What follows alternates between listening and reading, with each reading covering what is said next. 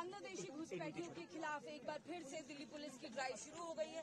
तस्वीरें हम सीधे आपको दिखा रहे हैं इस वक्त।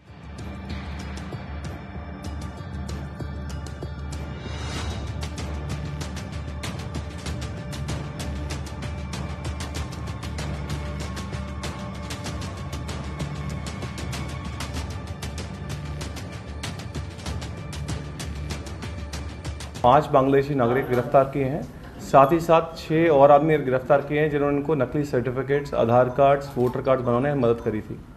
साहिल नाम का आदमी है जिसका पूनम कंप्यूटर सेंटर है रोहिणी इलाके में, वहाँ से इन्होंने फर्जी आधार कार्ड बनवाए। फर्दर पूछताछ में मालूम चला कि एक वेबसाइट है JantaPrints.in, जहाँ पे ये लोग 20-20 रुपये में अपने फर्जी date of birth certificates, income certificates बनवा लेते थे। ये कि 7 रुपये में आप कोविड सर्टिफिकेट ले लें या इनकम सर्टिफिकेट ले लें, इस टाइप के इन्होंने पूरी वेबसाइट चला रखी थी। हमने जो साहिल के साथी थे, इनमें से एक साथी है जो कर्नाटका बैंक प्रशांत विहार ब्रांच में काम करता है, अफरोज नाम का आदमी है। उसने अंडर 17 करके इन सब के आधार कार्ड बनवाए थे। 17 साल से कम के बना रखे थे आधार कार्ड इनके सबके। उस आधार कार्ड से इनको बाकी दिल्ली के बाकी pan cards, even voter card enrolment में मदद मिलती थी। हमने साउथ डिस्ट्रिक्ट में जो उसके बाद ड्राइव चलाई, हमारे को सेंटू शेख के घर से 4 नकली वोटर कार्ड भी मिले थे, 21 आधार कार्ड मिले थे और 6 पैन कार्ड मिले थे। हमने इनकी फर्दर इन्वेस्टिगेशन कर रहे हैं कि किससे कैसे कैसे चीज़ें बनी हैं। দর্শক শুনলেন, গতকাল থেকেই এটা নিয়ে অনেক চর্চা হচ্ছে মিডিয়াতে।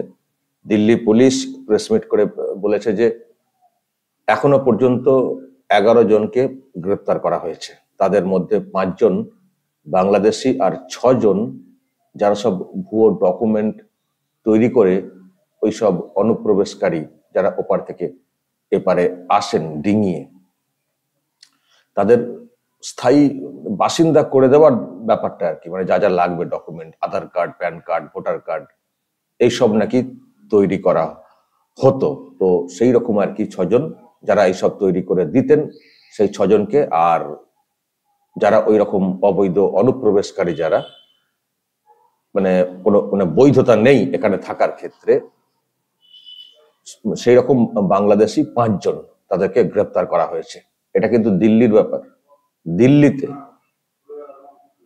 তার মানে দর্শক, আমি সেই দিনই একটা ভিডিও করেছিলাম যেদিন থেকে এটা শুরু হয়েছিল, এই তল্লাশি বা এই ডকুমেন্ট খতিয়ে দেখা দিল্লিতে।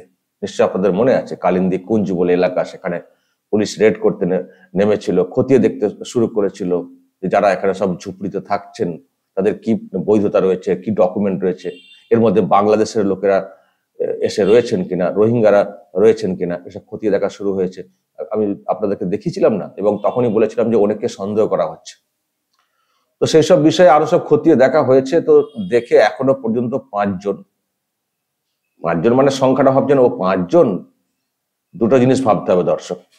5 জন মানে এখনো পর্যন্ত 5 জন, এখনো অনেকের ক্ষেত্রে সন্দেহ রয়েছে, খতিয়ে দেখা হচ্ছে। আর 5 জন মানে এখন 5 জন কেন, একজনও ঢুকবে কি করে, এটাও ভাবতে হয়। 5 জন ঢুকে পড়েছেন, তার মানে সবকিছু খতিয়ে যদি ঠিক করে দেখা যায় তাহলে সংখ্যাটা কত হবে। এবং দর্শক, ওখানে শুধু যে পুলিশের অ্যাঙ্গেলে দেখা হচ্ছে তা না, আরো সব অন্যান্য অ্যাঙ্গেল থেকেও দেখা হচ্ছে। যেমন স্কুলে অ্যাডমিশন যে হয় না ছেলে মেয়েদের, সেই সব দিক দিয়েও খতিয়ে দেখা হচ্ছে। যে এরকম অবৈধ অনুপ্রবেশকারী এখানে স্থায়ী বাসিন্দা হয়ে গেছেন এবং তারা ছেলে মেয়েদেরকে পড়াতে শুরু করে দিয়েছেন কিনা, সেইখান থেকেও মানে বিভিন্ন রুট খোঁজা হচ্ছে যে মানে এখানে কে বা কারা স্থায়ী বাসিন্দা হয়ে গেছেন, এখানে থাকতে শুরু করেছেন অবৈধভাবে অনুপ্রবেশ করে। এইসব দেখা শুরু হয়ে গেছে বিভিন্ন অ্যাঙ্গেল থেকে। পুলিশ নিজের মতো করে দেখছে, তল্লাশি চালাচ্ছে বিভিন্ন জায়গাতে গিয়ে যেখানে মনে হচ্ছে যে এখানে থাকতে পারেন। তারপরে স্কুল অ্যাঙ্গেল থেকে, অ্যাডমিশন থেকে দেখা শুরু হচ্ছে। পরিষ্কার বলে দেওয়া হয়েছে যে এইসব অ্যাডমিশন হবে না, এইসব অ্যাডমিশন চলবে না। যারা অবৈধ অনুপ্রবেশ করে এখানে থাকবেন আর তাদের সব দায়ভার নিতে হবে, এইসব চলবে। আর সত্যি নেবে কেন, কোন দেশ কি নেবে অবৈধ অনুপ্রবেশ করে থাকবেন এখানে, তার সমস্ত কিছু সুযোগ সুবিধা কেন ঢুকবেন কেন, এটাই তো প্রশ্ন। ফলে সেগুলো খতিয়ে দেখা শুরু হচ্ছে। আমি জানি না সংখ্যাটা কোথায় গিয়ে থামবে। তবে একটা প্রশ্ন যেটা হচ্ছে দর্শক, নিশ্চয়ই আপনাদের মনেও জেগেছে। আমি তো যখনই শুনলাম এরকম 5 জন এখনই মানে গ্রেপ্তার, তখন থেকে আমার মনে যে প্রশ্নটা বড় আকারে ধারণ করলো, যেহেতু এখন হাতে হাতে প্রমাণ হয়ে গেছে যে হ্যাঁ মানে অবৈধ অনুপ্রবেশকারী ঢুকেছেন, তারপর থেকে যে প্রশ্ন সেটা হচ্ছে যে তাহলে এই বাংলাতে কতজন এইরকম অবৈধ অনুপ্রবেশকারী যারা স্থায়ী বাসিন্দা হয়ে থাকতে শুরু করেছেন। এটা আমার প্রশ্ন, এবং খুব নর্মাল ব্যাপার। বাংলাদেশ বর্ডার থেকে দিল্লি বহুত দূর, বহুত দূর। যদি সেখানে গিয়ে স্থায়ী বাসিন্দা হতে পারেন, তাহলে এই মানে পাশে, একেবারে পাশে রাজ্য পশ্চিমবঙ্গ, তাহলে এর বিভিন্ন প্রান্তে ছড়িয়ে ছিটিয়ে কত অবৈধ বাংলাদেশি মানে অনুপ্রবেশকারী বা রোহিঙ্গা থাকতে শুরু করেছেন জানি না। প্রিয় দর্শক, আমি শফিকুল ইসলাম এবং আপনারা দেখছেন আরামবাগ টিভি। নানান সব বক্তব্য উঠে এসছে, যাদেরকে ধরা হচ্ছে তারা বলছে যে আমাদের সব আছে, অমুক থাকতে শুরু করেছি, হ্যাঁ আমাদের বলছেন বটে, কিন্তু ওই আর কি শিখিয়ে দেওয়া, পড়িয়ে দেওয়া বা বাঁচার জন্য নানান সব দাবি করা, আমাদের সবকিছু আছে, কিন্তু আলটিমেট দেখাতে হবে তো সবকিছু দেখাতে হবে ঠিকঠাক। এবং আধার কার্ড প্যান কার্ড দেখালেই তো হয়ে যাবে না, তার মানে বৈধতা রয়েছে কিনা, সেটাও ফ্রড কিনা, ভুয়ো কিনা, সেটাও তো দেখতে হবে। এবং সেসব দেখতে গিয়েই তো এগুলো ধরা পড়ছে। এবং ভাবুন, 6 জনকে তো গ্রেপ্তার করা হয়েছে এরকম জালি ডকুমেন্ট তৈরি করার ক্ষেত্রে। তার মানে তারা আরো কত লোকে তৈরি করে দিয়েছেন, 1 জন 2 জন, ওই 6 জন কি 5 জন তৈরি করেছেন? যে 6 জন মানে তৈরি করেছেন বলে বলা হচ্ছে, তা অনেকের ক্ষেত্রে তৈরি করে থাকতে পারেন। এবং বয়স কমিয়ে কত কি করা হয়েছে সেটাও শুনছেন আপনারা। ফলে আমি জানি না দিল্লি বা তার আশপাশে এই সংখ্যাটা কোথায় গিয়ে থামবে। যদি ঠিক সবটা যে ধরা যাবে সেটাও তো বলা মুশকিল। এইসব করতে গেলে ডিরেক্টলি এনআরসি করে দিতে হবে, তাহলে সবাইকে ডকুমেন্ট জমা করতে। তাহলে পুরো ঘরে ঘুরে কত দেখবে। আমি যেটা বলছিলাম দর্শক, যে বাংলাতে তো আমার যা মনে হচ্ছে তার মানে বাংলাতে ছেয়ে গেছে। এবং এমনিতেই দেখবেন বাংলার বিভিন্ন জায়গা নিয়ে কথা উঠেছে, অমক কলোনি তমক কলোনি, যেখানে সব রোহিঙ্গা বা অবৈধ অনুপ্রবেশকারীদের বসবাস, এমনিতেই দেখবেন কথা উঠেছে। কলকাতা লাগোয়া আশপাশ এবং বর্ডার লাগোয়া এমনিতেই কথা উঠেছে। তো এখন পরিষ্কার হয়ে যাচ্ছে যে যদি দিল্লিতে এত লোক থাকতে পারেন গিয়ে, তার মানে বাংলাতে প্রচুর অগুন্তি আমার ধারণা। কিন্তু প্রশ্ন, যখন দিল্লি থেকে এইরকম পাওয়া যাচ্ছে, দিল্লি পুলিশ রেড করে, এটা দেখে অন্ততপক্ষে বাংলার পুলিশ, বাংলার সরকার কি একটু উদ্যোগ নেবে যে দেখি আমাদের এখানে কোথায় কে ক্ষতি মানে লুকিয়ে রয়েছেন বা ওই থাকতে শুরু করে দিয়েছেন, বা আমাদের এখানে আধার কার্ড প্যান কার্ড জাল করা হয়েছে কিনা, এরকম কি একটু খতিয়ে দেখার চেষ্টা করবে মমতা সরকার? মানে দিল্লিতে যেহেতু হচ্ছে, আমি বলছি সেই জায়গা থেকে একটু গিয়ে খতিয়ে দেখা শুরু করবে যে দেখি আমাদের এখানে এরকম কেউ মানে আছেন কিনা। দেখবেন মমতা ব্যানার্জি, দেখবেন, অর্ডার দেবেন। দর্শক, আপনাদের কি মনে হয় অর্ডার দেবেন? আমি নিশ্চিত বলতে পারি উনি কখনো অর্ডার দেবেন না। উনি কখনো অর্ডার দেবেন না। তার অনেক ফান্ডা আছে, অনেক কারণ আছে, সেটা আপনারা জানেন। আমি সেসব নিয়ে এখানে ব্যাখ্যা করছি না, নিশ্চয়ই আপনাদের মনে আছে, কমেন্টে বলে দেবেন। কিন্তু এখন যা দেখতে পাচ্ছি দর্শক, দিল্লিতে এটা প্রয়োজন হয়ে পড়েছে আমাদের বাংলাতেও রেড চালানো। সব থেকে যেটা বলছিলাম, সব থেকে ভালো এনআরসি করে দেওয়া। তাহলে সবাই আন্ডার স্ক্যানারে চলে আসবেন, সব কাগজ দেখাও, থাকো, না হলে ভাগো। কিন্তু সেটা তো করতে দেওয়া হবে না। এনআরসি তো বিরাট খারাপ জিনিস বলে তো ভোট আদায় করেছেন না এই মমতা ব্যানার্জি এবং তার সরকার। এনআরসি নাকি খুব খারাপ জিনিস। আরে কাঁকর আর চাল বাঁচবো, চাল আর কাঁকর বাঁচা হবে, সেটাও নাকি অন্যায়। দেশের মধ্যে বৈধ অবৈধ বাঁচা হবে, সেটাও নাকি অন্যায়। এ আবার কি লোক? একটা এনআরসি কি যে আমাদের বৈধ অবৈধ লোক বাছাই করা হবে আমাদের দেশে? তো যারা কাগজ দেখাতে পারবেন তাদেরকে তো থাকতে দিতেই হবে, যাদের কাগজ নেই।